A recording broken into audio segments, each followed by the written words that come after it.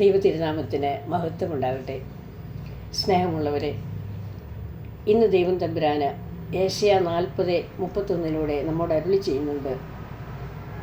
എന്നാൽ ദൈവത്തിൽ ആശ്രയിക്കുന്നവർ വീണ്ടും ശക്തി പ്രാപിക്കും. അവർ കഴുകന്മാരെ പോലെ ചിറകടിച്ചുയരും. അവർ ഓടിയാൽ ക്ഷീണിക്കുകയില്ല, നടന്നാൽ തളരുകയുമില്ല. യെസ്, പഴയ നിയമത്തിലെ ഹാഗാറിൻ്റെ ജീവിതാനുഭവം നമുക്കൊന്ന് നോക്കാം. തൻ്റെ യജമാനത്തിയായ സാറായുടെ അപ്രീതിക്ക് പാത്രമായ ഗർഭിണിയായ ഹാഗാർ വീട്ടിൽ നിന്നും പുറത്താക്കപ്പെടുന്നു. അവൾ മരുഭൂമിയിലൂടെ അലയുകയാണ്. തനിക്ക് ആരുമില്ല. ഈ കുഞ്ഞിനെ ഞാൻ എവിടെ പ്രസവിക്കും? എങ്ങനെ ഞാൻ അതിനെ വളർത്തും? ഭാവിയെക്കുറിച്ചുള്ള 100,000 ചോദ്യങ്ങൾ അവളുടെ മനസ്സിലൂടെ അലകടൽ ഉയർത്തി.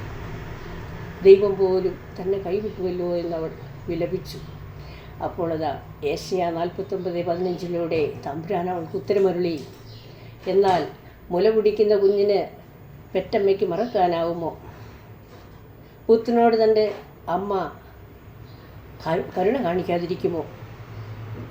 അവൾ മറന്നാലും ഞാൻ നിന്നെ മറക്കുകയില്ല.